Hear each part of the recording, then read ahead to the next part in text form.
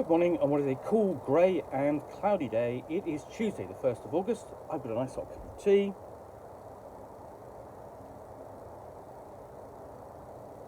And a package to unbox. So this has come from distributor Kickstarter, so I have a really good idea of what's inside. So I can't even show you properly when I open up because it's really very well packaged. So let's slide this out.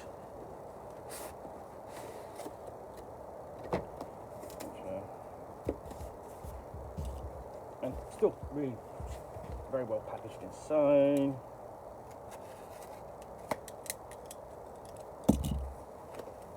And what I've got is this.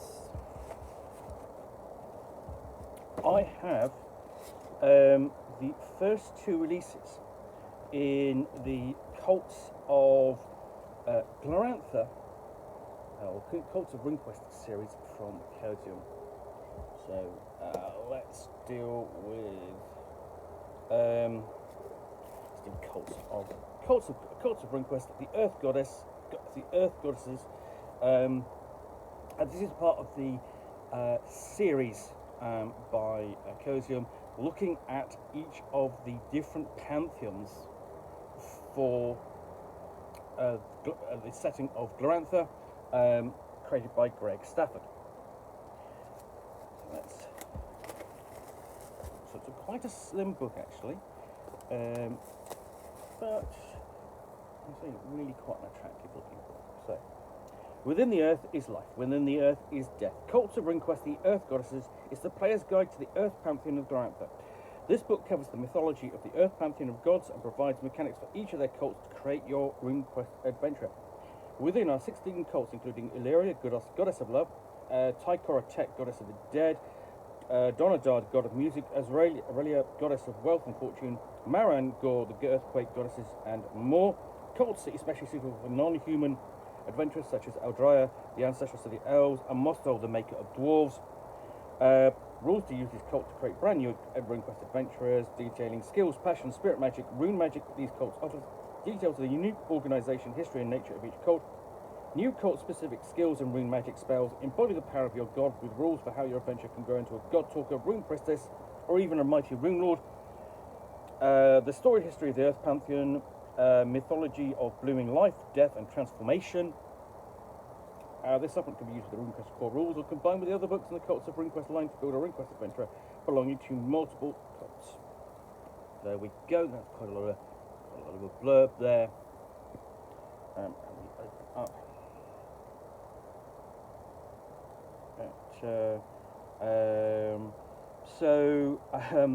So this is essentially part of an encyclopedia for the deities of RuneQuest, and it does say here, those who would reveal the secrets of this book, may Humac sever you from life and death, may Marangor blast and wither your genitals, may Babistagor remove your limbs, and may Arachne Solara devour your soul and discharge it into the void. So I'm in a lot of trouble for revealing this.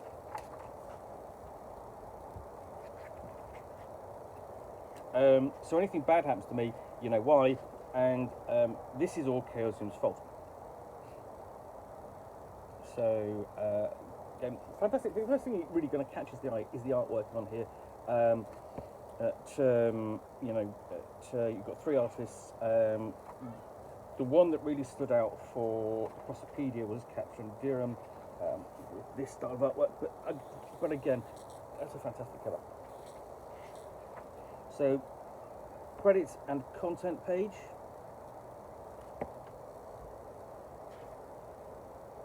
And we have an introduction telling you what's in the book, subject matter, useful for players and game masters, organizations, themes, names, mythos, art, goddess, worship.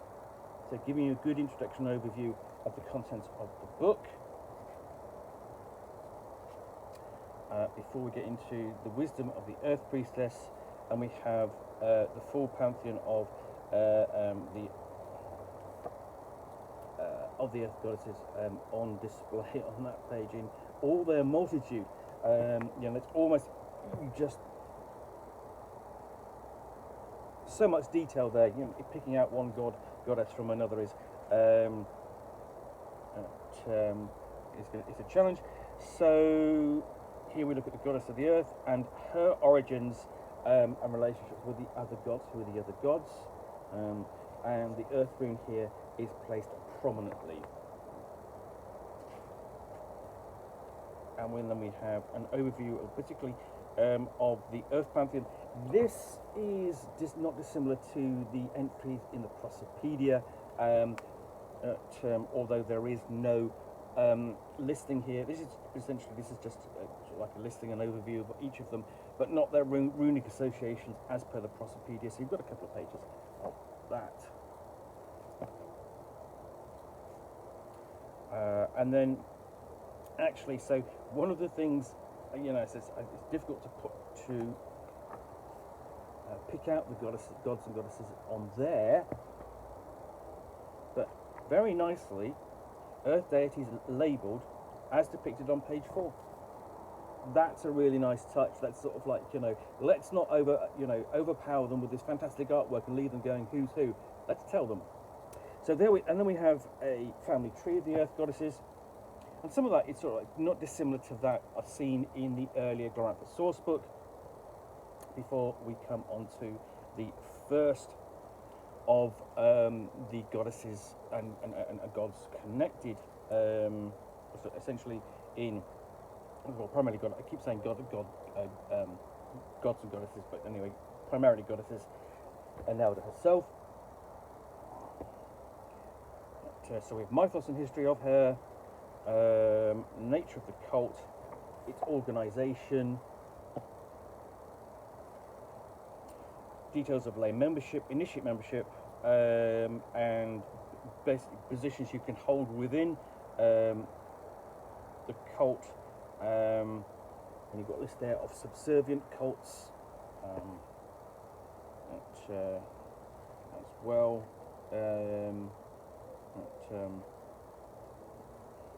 And various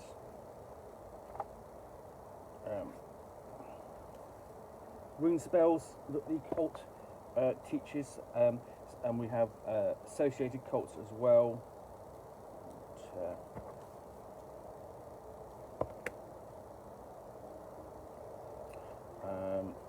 So all the connected sort of like subcults and the crossovers between them, and we sort of the different runic spells that they grant, so on. And then we have, so for example, we've got the husband protectors, and the cult, their role and what they gift to their wife. We have more great artwork, miscellaneous notes.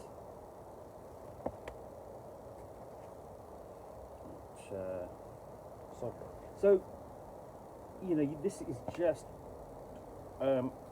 you've got quite a lengthy section on your Nelda here, as you would expect. And in essence, this is, to a certain extent, repeating material that's been available in previous iterations of RuneQuest and Glorantha, but in an accessible and very attractive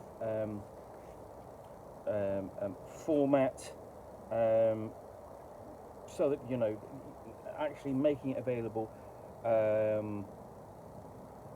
rather than sort of like having to necessarily have you as someone who's interested in RuneQuest having to track these source materials down.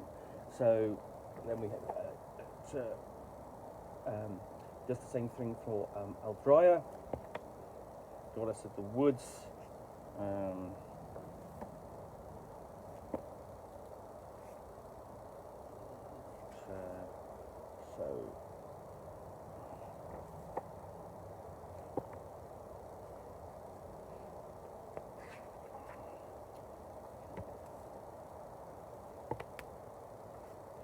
And some of this artwork is not new. Some of the artwork, for example, that is from the bestiary, and this shot earlier here, I think it's actually from the core rule book, but that's fine. You know, it's worth reusing. It reinforces elements of the setting, and there's a certain familiarity is fine. But you've got plenty of good artwork in here. In addition, we have the elf story from Balantar's book and the genealogy of the Eldrey army there.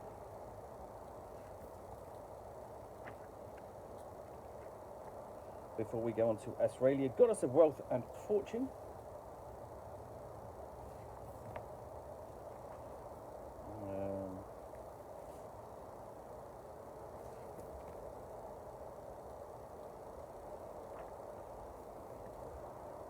And the other thing to note about these books is, to some extent, one of the comments that was made at Continuum, where I was at this last weekend, was that your choice of god and its associated, his or her or its associated cult, determines to an extent who or what your character is.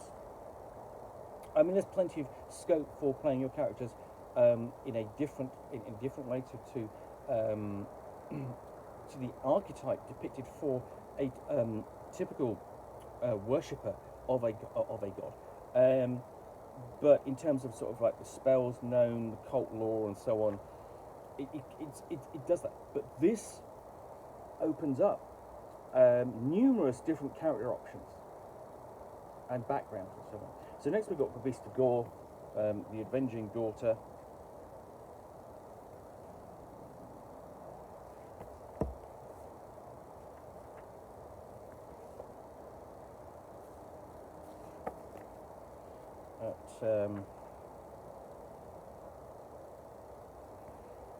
And then we have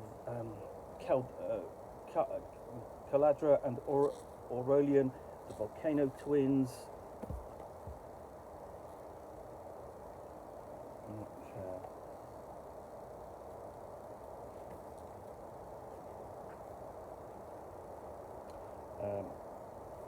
Cult of the Bloody Tusk, the god of the Tusk Riders. And again, that's been repeated. Artwork has been seen again and again, and that's fine. You know, it's familiarity. You know, so I mean, some of these. I mean, for example, you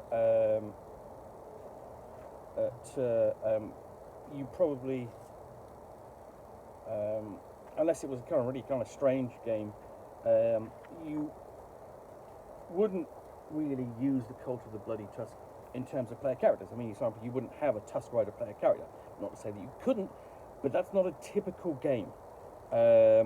You know, I could be an interesting, but you could have an interesting one-shot with them. That would be interesting. Then we have the God of Music, Dance, and Theatre, Donald.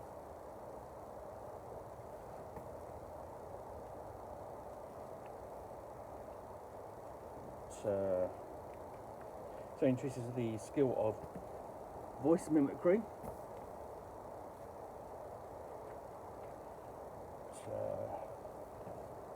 And again, following the standard format for all of the gods. Well, then we go on to Eritha, the Herd Mother, goddess of the cattle, which of course are sacred across Dragon Pass in particular, Sartar and Prax. Flamel, the father of vegetation.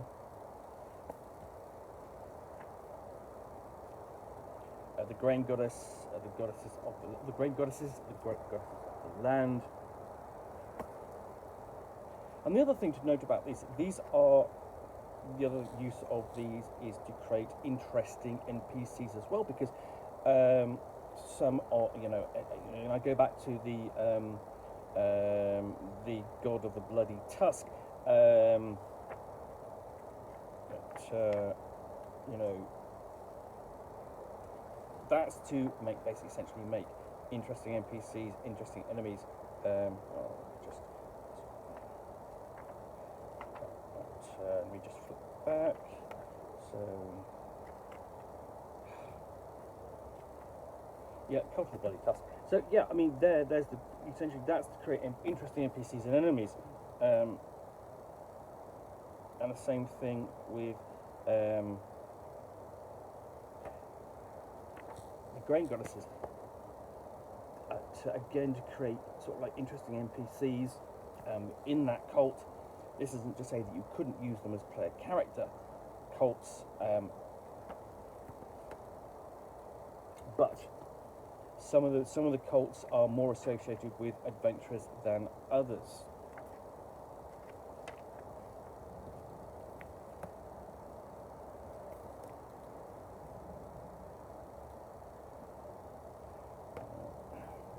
Even a discussion of grains of Glorantha, grains of the world of RuneQuest, basically the continent. Then we have the Earthshaker, Marin Gore, essentially goddess of earthquakes.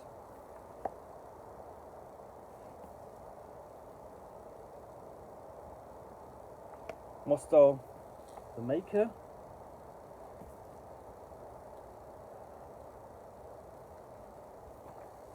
And there are all the archetypal Mostali, or dwarves.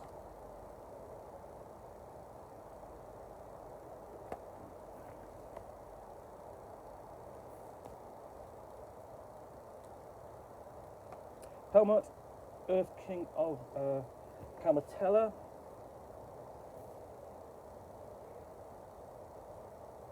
I'm just going to check.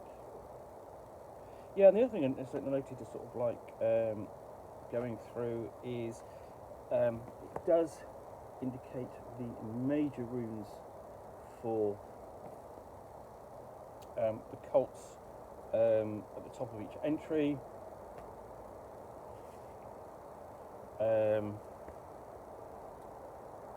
And again, Palmode is not a god that, you know, your average RuneQuest role-playing character is going to worship unless they're from the appropriate region. But it's there as an interesting option. And then we have Tycora Tech, goddess of the dead.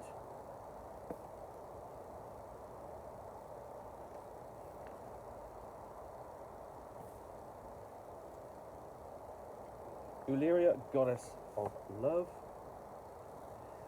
And for most player characters for RuneQuest, they will encounter Illyria quite early on because there's a temple to Illyria in Apple Lane.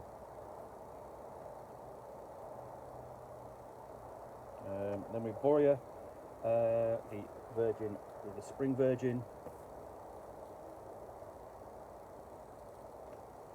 And again, her cult is quite small, as you can see. She only just has two pages dedicated to her.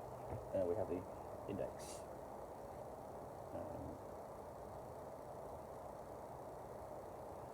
So yeah, that is Cults of RuneQuest, the Earth Goddesses. So hope you've enjoyed this unboxing in the Nook. If you have, then please do click on the like button down below. If you've got any comments or feedback, I do appreciate you taking the time to post those. And lastly, if you want to be alerted to get more unboxings in the Nook, where you'll see me out here with a box containing a book or game, in this case a supplement, part of the Cults of RuneQuest series, which I will unbox and chat about to the best extent of my knowledge for roughly 10 minutes or so, all of course accompanied by a nice hot cup of tea. Then please do click on the subscribe button down below. Thanks again for watching another unboxing of the Nook. We'll be back again soon with another one. Bye for now.